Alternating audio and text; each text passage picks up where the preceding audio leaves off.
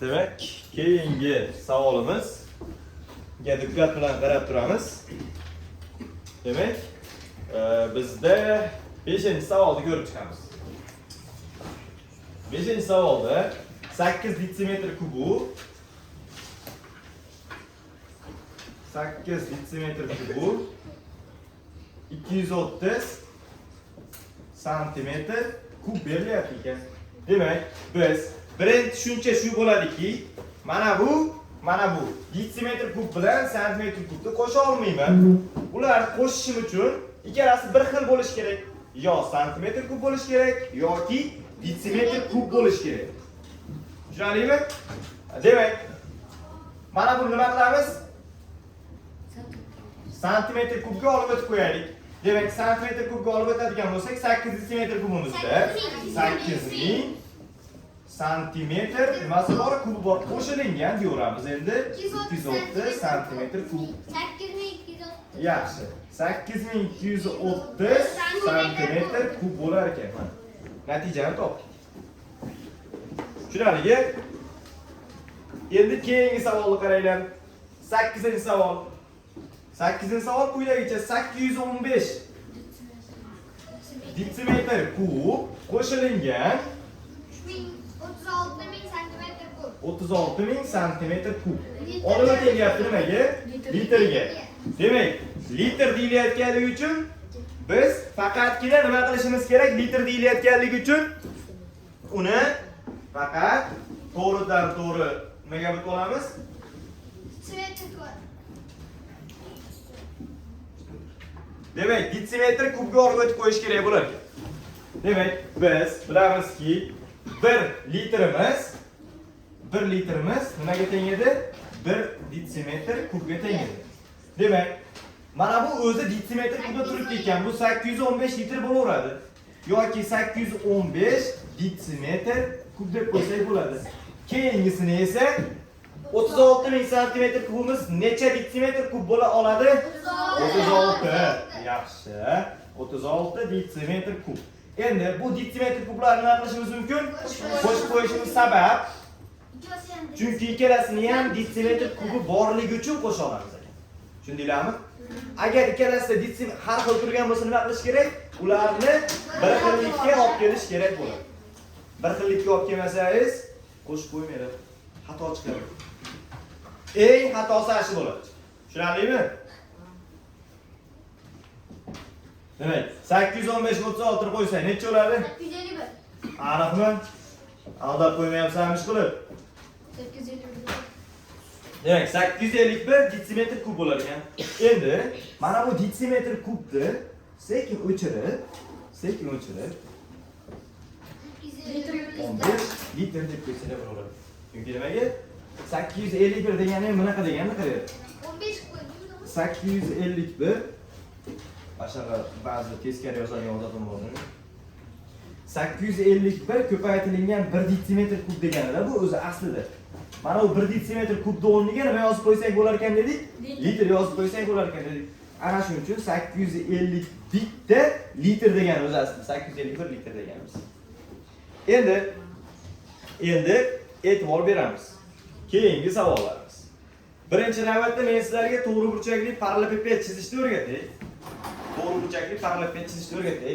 Diqqat bilan qarab turinglar. To'g'ri burchakli parallelpiped chizishdan avval buni har xil usullari bor. Undan eng oddiysini chizib tushuntirib beraman. Xo'p. Mana bu shaklga e'tibor berasizlar. Bu parallelogram shakli. Parallelogram shakli. Parallelogram shaklidan nima qilasiz? Qarang. Mana shu holatga olib kelasiz. Qarang, mana ko'rib olganingizdan. Endi sal tushirsangiz yana yaxshiroq bo'ladi. Muomala qancha bir xil tushuncha yaxshi. Mana bunday. Muomala bir xil kelish kerak. Ko'rasizlarmi? Demak, mana bu shakl. To'rtburchak, ichi, mana bu shakl. Mana bu shakl. Qiyshayib ketib qoldimi? Qiyshayib ketib qoldi. Boshqa ham o'chirib chizib olamiz. To'xtatib turinglar.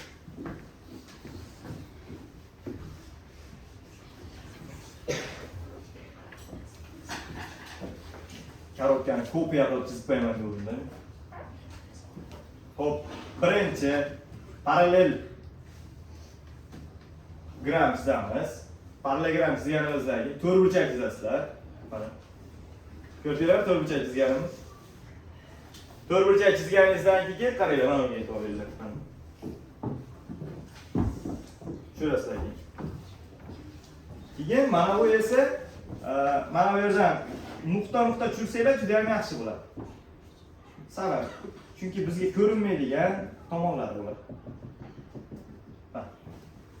Demak, mana bu shakl parallelepiped shakli bo'ladi. Parallelepiped shakli e'tibor beramiz. Parallelepiped shakli darsimizni boshida aytib o'tdik. Uni demak tomonlari har xil o'lchamga ega bo'ladi. Eni, bo'yi va balandligi bo'ladi. Eni, bo'yi nimalar bor ekan? Balandliklari bor ekan. Demak, bunda birinchi navbatda qirralari haqida gaplashamiz. Qirralari.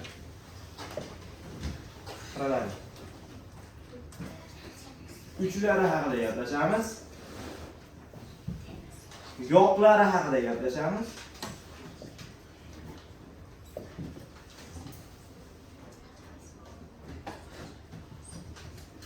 Yon sirti yoki yon yoqi haqida gaplashamiz.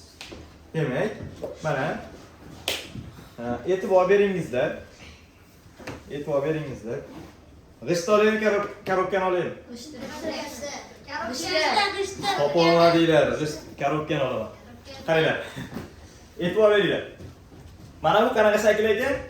Parallelepiped shakli ekan. Mana bu parallelepiped, mana ko'z bilan ko'rib turibsiz, to'g'rimi? Ushlasa bo'ladigan shakllar bular. Demak, uni qirrasi. Qirrasi qayer? Mana aytdimi? Qirrasi mana aytibchi. Uchi bo'ladimi be? Yo'q. Demak, diqqat bilan qaranglar, mana o'rgatib qo'yaman. Demak, mana bu yerlari qirralari hisoblanadi. Ko'rasizlarmi? Qirrali yeri. Mana. Demak, mana qirrali yerlar mana. Ushab turgan. Ushab, mana ko'rasizlarmi? Mana shu yerlar qirralar ekan mana. Mana ilari. Demak, qaranglar. Mana bu asosi deyiladi. Ya'ni ushab turgan yerim asosi bor, pastki asosi. Mana bu esa yuqori asosi deyiladi. Tushundinglarmi? Mana bu yer esa yoni. Mana yoni. Mana ko'ryapsizlarmi? Mana bu tomoni ham yoni, bu tomoni ham yoni. Mana shular yon ekan. Demak, uchlarimizni, qirralarni sanayapmiz. 1, 2, 3, 4. Demak, uni pastki asosida ham nechta bor? 5, 6, 7 va mana bu tomoni 8. Endi qarang. 9, 10, 11, 12.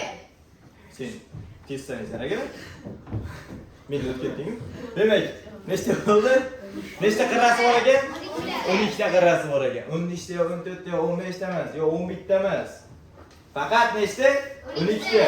Qanday shakl bu? Qanday parallelepiped? To'g'ri burchakli.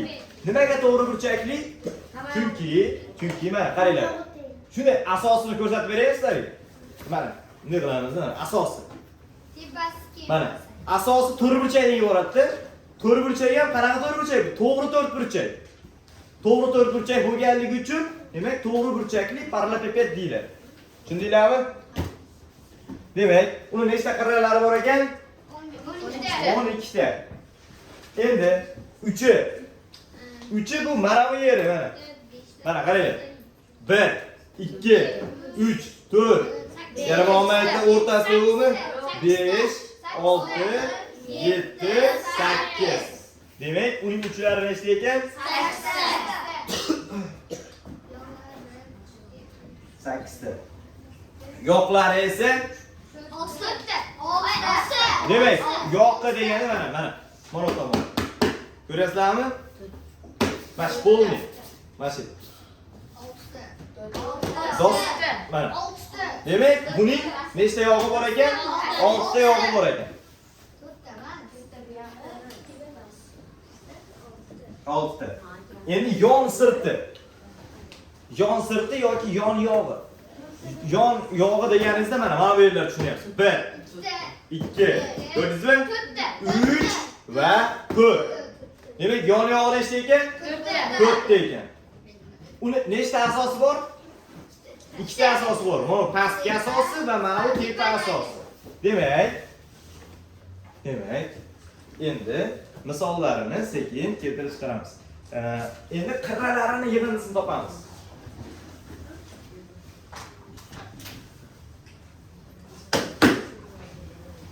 Qirralar yig'indisi. Qirralar yig'indisi qanday topiladi? Masalan, e'tibor beringizlar.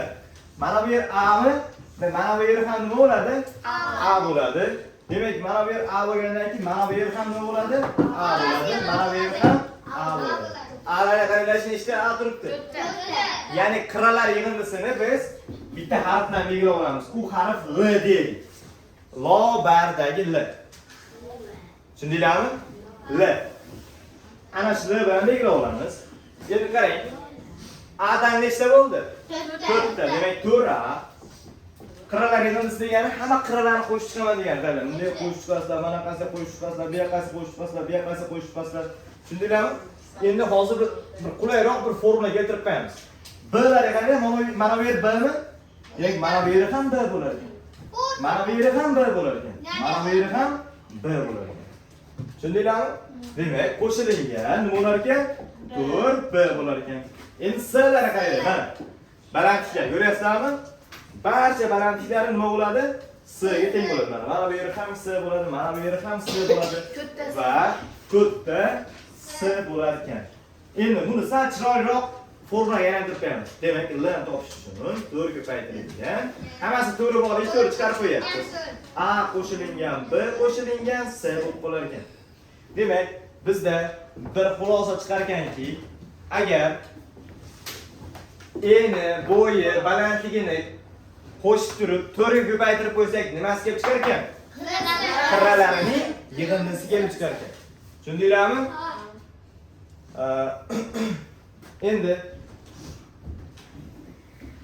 Endi keyingisi esa bu yuzalari haqida gaplashamiz. To'la sirti. Demak, S to'la sirti deb qo'yamiz. S to'la sirti. S to'la sirtida nima bo'ladi? S yon sirti bo'ladi va ikkita S asosi bo'ladi.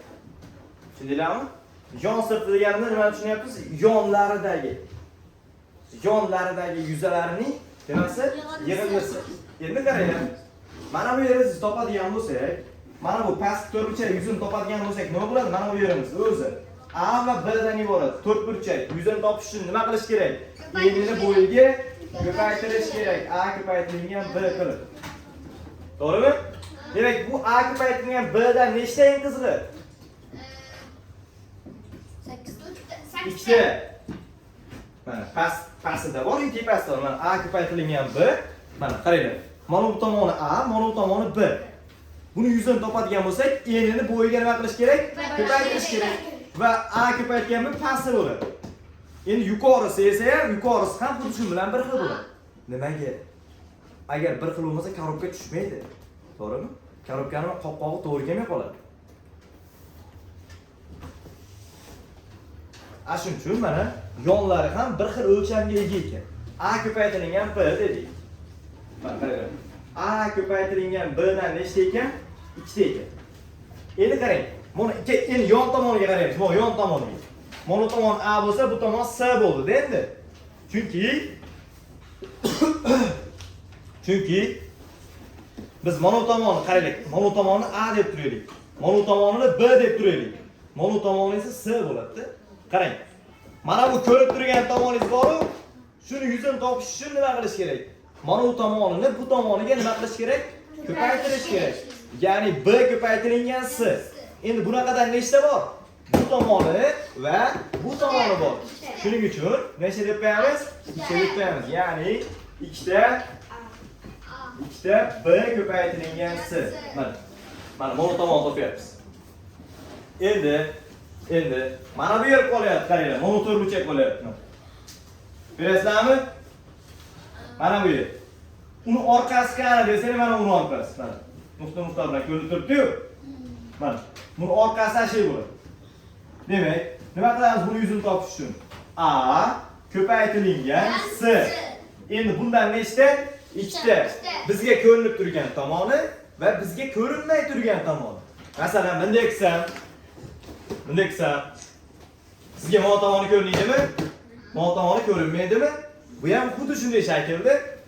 Ya'ni A ko'paytirilgan nima qoldi? S qoldi.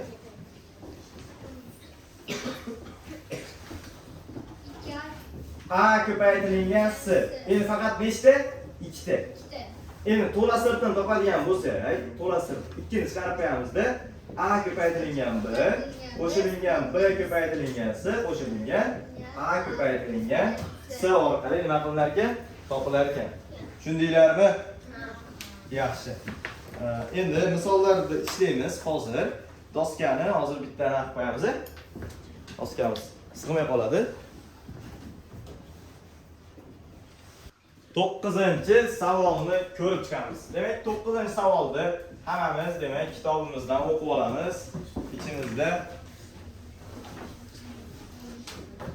g'isht demak to'g'riburchakli parallelipiped shaklida ekan. Demak, g'isht bor ekan. G'isht qanaqa shaklda ekan? Paralleliped. G'isht uchburchakni ko'rgan. Qani ko'rgansan? Kim aytdi? Qani ko'rgansan? Ko'rganman deb qo'ying prosta. O'zing yasaganmisan? Xo'p. Xo'p. G'isht to'g'riburchakli paralleliped shaklida.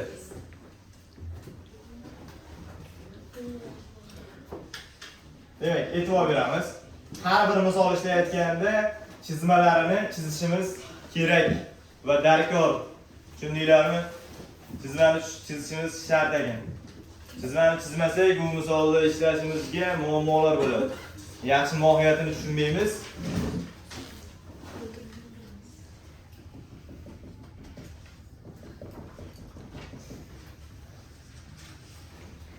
Mana. Ko'rdinglarmi? G'isht demak to'g'riburchakli paralleliped shaklida ekan. Endi g'ishtimiz chizmasi o'xshamay qoldi. Chizmasi o'xshamay qolgan bo'lsa ham, lekin bizda nima bor? G'isht bor. Endi men mana bu yerga yozib qo'yaveraman. Qaranglar. Mana bu yer 20 sm ekan. 20 sm. Mana bu tomon 5 sm deymiz. Mana bu 10 sm deymiz. Bizdan nimani so'rayapti ekan? G'ishtning barcha qirralarini yig'indisi topilyapti ekan. Mana bu g'ishtda. Mana bu g'isht. Mana shu g'isht. Ya'ni mana tomoni qancha ekan? 20 sm ekan deyapti. Mana tomoni qancha deyapti? 5 ga to'g'ri keladimi? Mana tomoni nimaga to'g'ri keladi? 10 ga to'g'ri keladi. Mana o'lchamlarni ko'ryapsizlar? Ya'ni 20, 5 va mana bu yer necha? 10. Endi buni qirralarini yig'indisi topadigan bo'lsa qarang. 20 o'z bilan qo'shish kerak edi. 20 qo'shish kerak hamma tomon. Endi 5 qo'shish kerak. Endi mana bu yerlar 10 qilib qo'shish kerak. Lekin biz bunday qilmaymiz. Matematik sifatida qirralar yig'indisi topish formulasini o'rgandik. Ya'ni L teng 4 esinglarda bo'lsa A birinchi formula yozib olamiz. A plus B plus C bo'lar ekan va L teng 4 ko'paytirilgan A ni o'rniga 20 qo'yamiz, B ni o'rniga 5 qo'yamiz va 10 qo'yib qo'yamiz. Endi qarang, buni santimetrni domla yozmadi deb ketayotgan bo'lsanglar, santimetr hammasida santimetr bo'lganligi uchun yozmay qo'yardim. Chunki javobim santimetrda chiqishini aniq bilardim. Siz ham yozishingiz shart emas. Oxiri javobni yozib qo'ysangiz bo'laveradi. Faqat bilganingizdan keyin. L teng hisoblasak 25. 35 to'rtkasi 120 santimetr bo'lar ekan. Tushundinglarmi? Endi keyingisi kub deyilyapti. 12-savolga e'tibor beramiz. 12-savol. Avval kub chizib olamiz. Qaranglar, kub chizishda sizlarga boshqacharoq shaklni ham ko'rsatib beray. Bu shaklni menimcha ko'pchilik maktablarda mana shunaqa qilib o'rgangan. Men ham sizlarga mana shu shaklni tushuntirib beraman. Mana. Bunday qo'yasizlar, ana. Demak, mana bu nima qanaqa shakl? Kub shakli. Kubda eng qizig'i hamma tomoni to'g'ri kvadratlardan iborat bo'ladi, to'g'rimi? Hamma tomoni bir xil o'lchamga ega bo'ladi. Eni ham, bo'yi ham, balandligi ham bir xil bo'ladi. Ya'ni A bo'ladi. Endi buni qirralari yig'indisi nimaga teng bo'ladi desanglar, L teng 12 ta A bo'ladi. 12 A bo'ladi. Nega? Chunki 12 ta qirrasi bor va 12 ta qirrasining har bir tomoni A'dan iborat. Shuning uchun nima bo'lar ekan? 12 A bo'lar ekan. Endi uni to'la sirtchi hammasi qanday shakldan iborat? Kvadrat shakldan iborat, to'g'rimi? Hammasi kvadratlardan iborat bo'lgani uchun 6 ta kvadrat aylanmasiga nima qilingan? Hisoblab yopishtirib qo'yilganda kubda 6 A kvadrat yoki o'zbekchasi 6 A ko'paytirilgan A. Mana A ko'paytirilgan. Endi uni hajmi ham bor. Hajmini topish uchun nima qilish kerak? A ko'paytirish kerak. Qaranglar, eni bo'yi balandligini ko'paytirish kerak. Mana to'g'ri burchakli parallelpedda esa hajmini topish uchun eni bo'yi balandligini ko'paytirish kerak bo'ladi. Mana bunda hajmini topadigan bo'lsak nima bo'lar ekan? Hamma tomoni A bo'lgani uchun demak A kub bo'lib qolar ekan. Mana shunday hisoblayotganmiz. Endi misolga keladigan bo'lsak, kubni barcha qirra uzunligini yig'indisi topiladi. Kubning barcha qirralarini uzunligini yig'indisi topiladi. Mana bu A tomoni nima deb qo'yibdi? 12 sm ekan. Endi L ni so'rayapti bu savolda. L teng 12 ko'paytirilgan A edi. L teng 12 ko'paytirilgan 12 sm. 12 kere 12 144 santimetr qiymat kelib chiqar ekan. Nechinchi savol bo'ldi bu? 12-chi ekan. Endi keyingisi 15-savolga e'tibor beringlar. 15-savolda to'g'ri burchakli parallelpedning qirralar uzunligi yig'indisi, ya'ni qaranglar. To'g'ri burchakli parallelpedda qirralarini uzunligini yig'indisi nimaga teng deb qo'yibdi? 148 ekan. Ya'ni bu nima? L sida 148 santimetr ekan. Endi sizdan qarang, ikki tomon uzunligini berib qo'yibdi. Ya'ni bo'yi va eni. Demak, B va S ni berib qo'yibdi-da. B ni qiymati 9 santimetr ekan. 15 cm. Va S ni qiymati esa qanchaga teng ekan deb qo'yibdi? 15 santimetrga teng ekan deb qo'yibdi. Sizdan so'rayotgan narsa A ni so'rayapti. A ni so'rayapti. Demak, L ni topish uchun qanaqa edi? To'g'ri burchakli parallelpedda L teng 4 ko'paytirilgan A qo'shilgan B qo'shilgan S dan iborat. Qaranglar. Bitta sekret yo'ldan aytaman. Agarda uni qirralarini uzunligini yig'indisi bor. 4 ga bitta bo'lib qo'ysangiz, uni eni, bo'yi, balandligini yig'indisiga chiqib qolar ekan. Tushundinglarmi? Qaranglar. L unligini yozaman. 148 teng 4 ko'paytirilgan A qo'shilgan B qo'shilgan S. 148 4 ga bo'lsak, qaranglar, bunday qilib avval olaydi.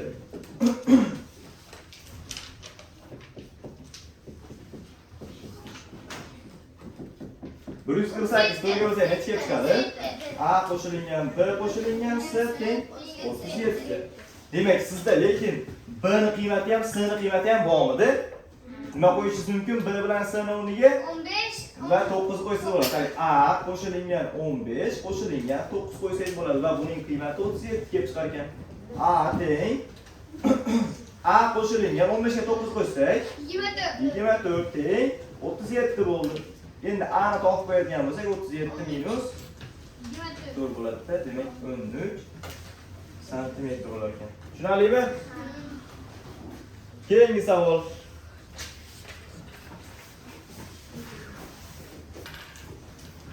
Keyingi savol.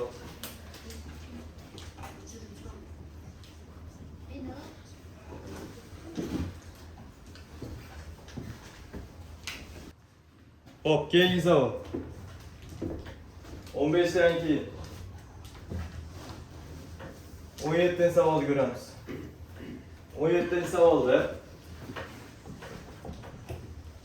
17-savolda bizga berilyapti barcha qirralar uzunligini yig'indisi 76 cm bo'lgan. Demak, nimani beryapti? L ni beribdi. Qanchaga teng ekan? 76 cm ga teng deyapti. Agar deyapti, to'g'ri burchakli parallelning eni bo'yiga teng bo'lsa, ya'ni A teng bo'lsa nimaga? B ga deyapti. Balandligidan esa teng bo'lib, bo'yiga teng bo'lib, balandligidan 1 cm ga qisqa bo'lsa, demak, balandligi S mi? S nima deyilyapti? Balandligidan ya'ni balandligidan 1 cm qisqa ekan. Nimalar? Eni va bo'yi. Eni bilan bo'yi balandligidan 1 cm qisqa bo'ladigan bo'lsa, demak, balandligi unda eni va ya'ni bo'yidan nima bo'ladi? 1 cm ga uzun bo'ladi. Gapni teskari talqin qiling. A qo'shilingan 1 bo'ladi. Endi sizga nima shu parallelning balandligini toping deyilyapti. Qarang. Demak, L ni topish formulasi qanaqa edi? Eslaymiz. L teng tur ko'paytirilgan A qo'shilgan B qo'shilgan S edi. Demak, mana shunday bo'ladigan bo'lsa,